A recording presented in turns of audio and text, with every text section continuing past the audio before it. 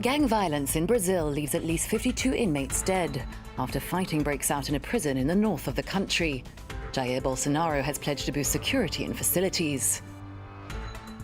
A French activist group is suing Paris authorities. They say that officials failed to contain lead contamination after the devastating fire at Notre Dame Cathedral this April. And our correspondent in Italy, Natalia Mendoza, has been checking out some overlooked archaeological gems. She takes us on a nocturnal tour of the ancient Roman city, Herculaneum. Hello and welcome back. I'm Ellen Gainsford. At least 52 people are dead after clashes between rival gangs in a prison in northern Brazil. The fighting broke out at 7 a.m. local time this Monday and wasn't under control until around midday. The state prison chief says a fire prevented police officers from entering the building earlier. Many prisons in Brazil are overcrowded and poorly funded, with guards massively outnumbered by inmates. Earlier, The Guardian's newspaper's correspondent, Dom Phillips, explained the relationship between the different drug cartels. Brazil's prison population is huge. Prisons are very, very overcrowded, and for decades now they've been run by a series of really powerful drug gangs. The first one was the First Capital Command from Sao Paulo. There's the Red Command from Rio. And there's another big gang in Amazonas called the Northern Family, the family of the North. And there was a big riot in 2017 on New Year's Day when 56 people were killed in a jail in Manaus, which is in the neighboring state of Amazonas. And that was blamed on an attack by the Northern Family on the First Capital Command, because the Northern Family, which is based in the Amazon, didn't want them controlling lucrative drug routes. A lot of cocaine flows down the Solimões River, which then becomes the River Amazon from Peru and Bolivia, and it goes through Amazonas state, and it then goes through Pará state, where this massacre happened. It either goes to domestic markets in Brazil, which is a huge cocaine market, or it goes to Europe. And so there's a big ongoing dispute for control of this lucrative market. And in the case of Altamira was a small town, and its population boomed to about 110,000 when a huge hydroelectric plant, a very controversial hydroelectric plant called Bela Monte, was built there. The population boomed. A lot of people who lived in little riverside communities ended up living in rural slums in the city, and that made it a market for violence, for crime, and for drugs. He says he's never had an allergy and disputes the Russian authorities' account of his illness. Alexei Navalny is back in prison after being treated in hospital for facial swelling and a rash. Navalny's lawyers and his personal doctor believe he may have been poisoned. Let's take a listen. It's surprising, isn't it? Alexei Navalny is using the same medicine as normal, eating the same food, and is seen with 5 people on camera. They are all well, everything is normal, and then suddenly Alexei has some kind of allergic reaction. I think it's truly absurd. I believe some kind of chemical agent got into his body and caused this reaction.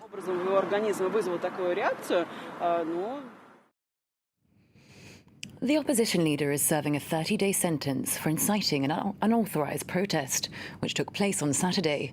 Navalny has been a thorn in the side of the Kremlin for over a decade. Selena Sykes tells us more. He has become the face of Russian opposition to President Vladimir Putin. Alexei Navalny's rise to prominence began in 2008, when he started blogging about alleged malpractice and corruption at some of Russia's biggest state-controlled corporations. Known for not mincing his words, the charismatic Yale-educated lawyer has called Putin's party a place of crooks and thieves. His viral videos, including a YouTube documentary accusing Prime Minister Dmitry Medvedev of corruption, have won him a young fan base, though he has critics in the anti-Putin camp for his flirtation with nationalism, having spoken at several nationalist rallies.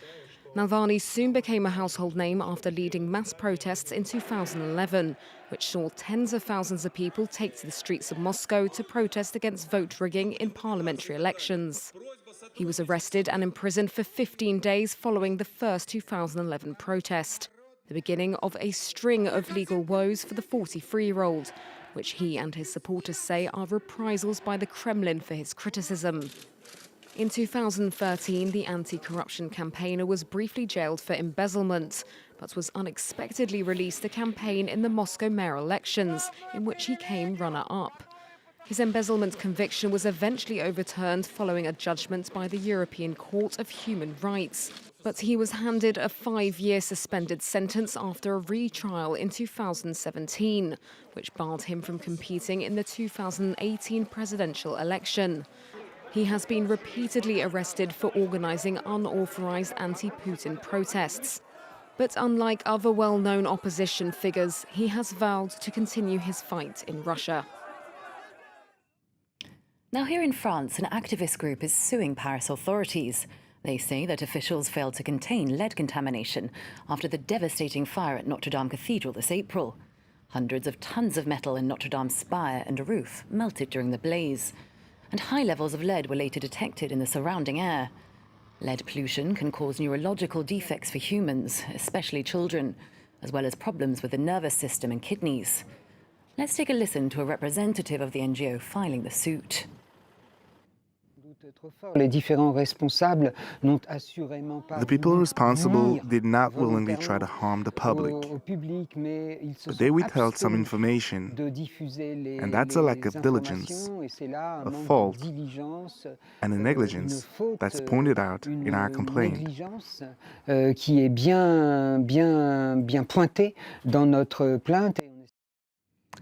Boris Johnson has made his first visit to Scotland as Prime Minister.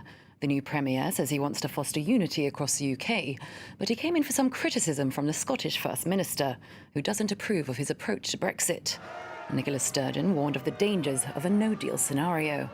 Scotland voted by 62% to remain in the EU, and the Brexit process has revived talk of a second Scottish independence referendum.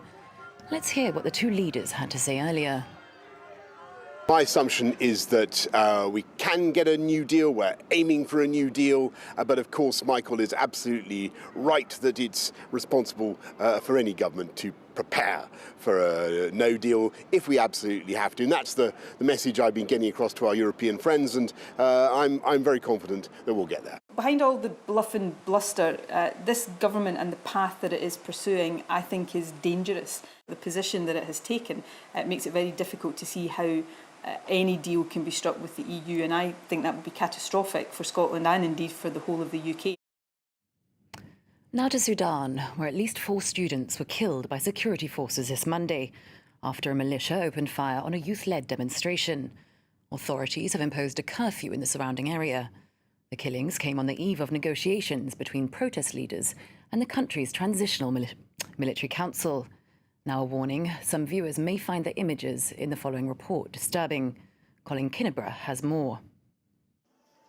Disturbing scenes at this hospital in El Obeid, Sudan. On Monday, the city was the site of a student-led demonstration against military rule, a protest that ended in a massacre, according to a doctors' committee allied with the pro-democracy movement. The Sudanese Professionals Association, one of the groups leading the movement, said security forces fired live ammunition into the crowd, killing 4 teenagers and 1 adult. The group called for further protests to denounce the bloodshed. We invite our people in the neighborhoods of all cities, villages, and towns of Sudan to go out into the streets to demand the perpetrators of this massacre be brought to justice. The ruling Transitional Military Council responded by imposing a curfew in the region. In Khartoum, protesters heeded the opposition's call and returned to the streets Monday evening, booing military vehicles as they passed. Adding to the demonstrators' outrage is a recent investigation into a crackdown on a sit-in outside military headquarters that killed dozens of people in early June. The official report puts the death toll at 87, while opposition medics put it at 127. The renewed tensions came just ahead of scheduled talks between military leaders and the opposition, aimed at resolving outstanding issues over the transition to civilian rule. One negotiator for the protest coalition said there should be no further talks with the military until violence against demonstrators stops. Now for the first time, Cubans can access Wi-Fi in their homes as the island's government extends internet access. However, it doesn't come cheap and continues to be closely monitored by the authorities. Catherine Kadir-Clifford and Selena Sykes have the story. Logging into a new era. Cubans are now able to surf the net using Wi-Fi from home for the first time. Crowds no longer need to gather with their devices at public sites, as a new law allowing Wi-Fi at home comes into force. We always want to learn new things. The internet is great for that purpose. You can do research and find information, and being able to connect to the internet at home is even better. In preparation, 1,400 Wi-Fi hotspots have been installed across the country and 80,000 homes connected. But it doesn't come cheap. The price is set at $1 an hour, in a country where the average monthly salary is just $50. Hundreds of Cubans are campaigning to lower the price. It's expensive, especially when you consider the average salary and how much accessing the internet costs. It's too expensive. Not everyone can afford it. The Vice Minister of Communications said the internet must be used as an instrument for the defense of the revolution. Revolution is a phenomenon that Cubans embrace and defend in all spaces, in the offline world and, if necessary, in the virtual one too. The message is clear. The web will continue to be closely monitored by authorities, as it has been since Cubans first connected up in 2013. And finally, thousands of tourists flock to Italy's archaeological wonders each year. While sites like Pompeii are well known around the globe, there are also some off-the-track options to explore. Herculaneum was an ancient Roman city founded in the year 740 BC, destroyed by the same eruption that devastated Pompeii. This summer, the site is offering nocturnal tours to visitors. Our team in Italy takes us along for the trip. It is an archaeological jewel still unknown to the general public, the ancient city of Herculaneum in Italy, a unique place that can be explored this summer through a rare initiative. At nightfall, visitors can discover the history of this site, which was destroyed by the eruption of Vesuvius in the year 79 AD.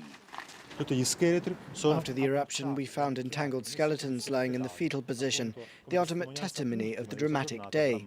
We also found the objects they were carrying and the remains of soldiers who were taller than average at about 1.80 meters. Images of frescoes preserved in the Archaeological Museum of Naples are projected on the walls of the ancient city. It's an opportunity to discover these exceptional works in their original context. During the day, it's harder to see the paintings. At night, with the lights on, the atmosphere is magical. You are transported, you travel back in time. It's a unique experience to be able to walk in these ruins at night. It offers a new perspective of the site. It's very beautiful, very impressive. Since its launch, the initiative has been a success. Every evening, visitors of all ages are eager to discover this archaeological jewel in an extraordinary atmosphere. At night, people can discover the site in a different way.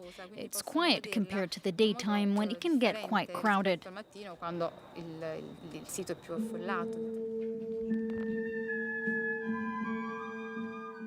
To end the journey, reconstructions of scenes of everyday life are performed by theatre actors.